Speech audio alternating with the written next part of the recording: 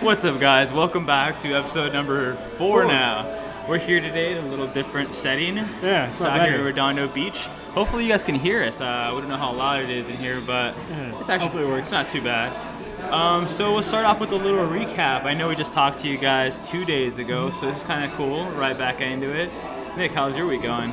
So far so good. Been busy, keeping up with just some chores and stuff. But you? Nice. I've been doing some cool stuff. I mean, today's Wednesday. I did my first MRI scan earlier. That was epic.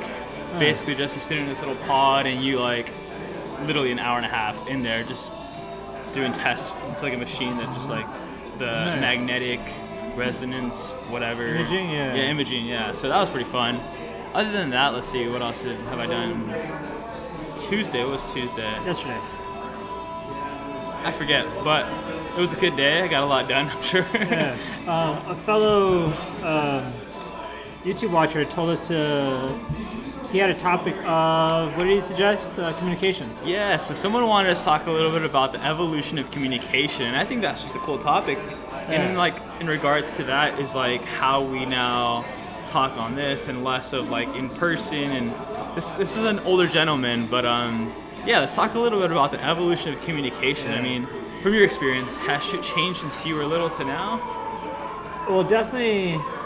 When I was growing up, we had the flip phones and stuff, and we had T9, and so it took longer to text than it does now. Yeah. And so most people still talk face to face, kind of what shout out to Paul.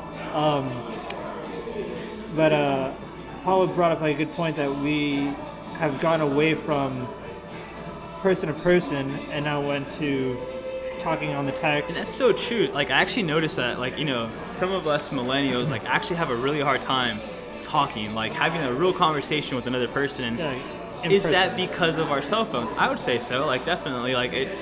It inhibits that ability to have and hold a conversation for longer than 5 minutes. You know? And I think people have lost maybe the touch of how to actually read and understand and actually approach someone and talk to them in person, because we've just gotten so accustomed to just sending a text. Texting or Snapchatting. And, just sending pretty much one-way communication and waiting for a response rather than talking to somebody, seeing what they're saying, reading their expression, listening to the tone. So quiet in here now. You hear that? Yeah. The music's Now I down. can hear myself. But no, that's totally true, man. We've totally taken the whole communication route of messaging and emails and how do we communicate with each other to a different world now. A lot of people are you millennials don't even know how to talk, and it's you can argue that some of us really do, and then some of us obviously rather not. Yeah. Just because for whatever reason, their form of communication has now changed. They don't want to do that. I know I have friends that get pissed when they get called. And sometimes at the right time, Yeah, people nowadays they're oh, just send me a text or shoot me an email or do something so we don't really have to talk, I guess. Or they think about talking is taking too much time. But That's so true. I mean, think about where we're at today, guys. We're at I don't know what this is considered. It's a brewery? beer bar, but it's a place of gathering, right? Where people come after work and I guess they grab a drink and talk with their friends, right? We're in a whole we're here because we wanted to change the pace, but also to kind of we're communicating to the masses at a very traditional place, Yeah. right? People go to the bars to talk to a random person, to make a friend for whatever reason, right? We're here obviously talking to you guys, but we're doing it in a very different manner, in a very tech-savvy way, where we're talking to maybe 100 of you, 200 of you, and it's a way crazier, different perspective, right? These people are probably looking at us what are they doing? They're in that corner, just talking on the computer.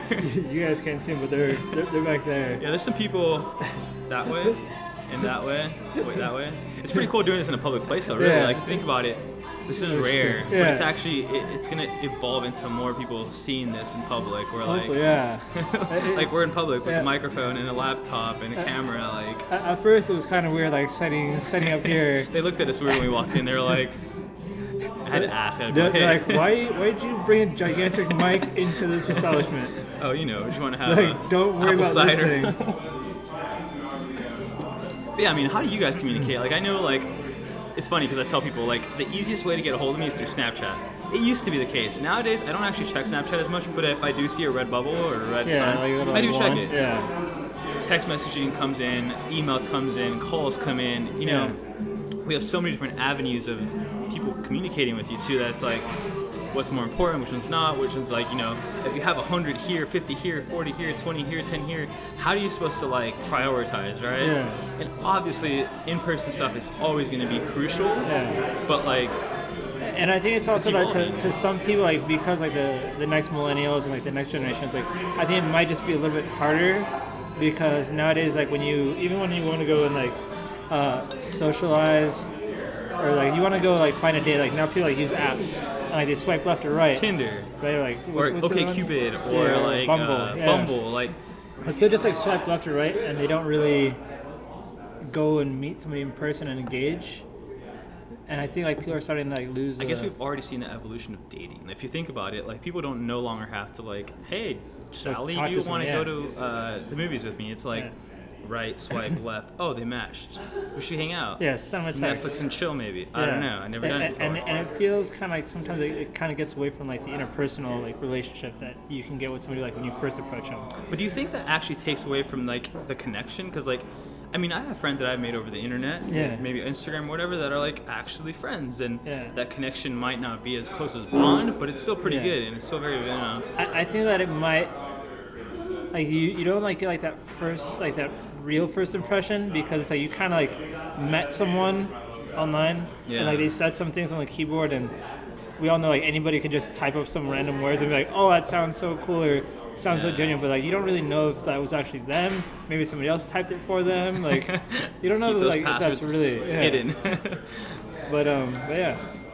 Yeah, like I mean, just in general, like this is a very kind of. I think we're gonna touch back on this topic with the guest and like have their 2 cents on the whole evolution of community. I think this is such an important topic to discuss. Like we had a talk with this guy, and he was, I would say, in his 50s. Yeah, he's gotta be up there, like 50s, in his 60s, 50s, maybe. right? And he was talking to us about how he struggles with communication with millennials and with the younger generations, and it made sense to us. I get it. Like we're totally a different category and a different world on how we talk, communicate, how we respond, our times, our what an hour means when we're not texting back. Like maybe we're busy, maybe we got more messages. Like. And to them, they just think of it as like, oh, maybe he's just being rude, or so.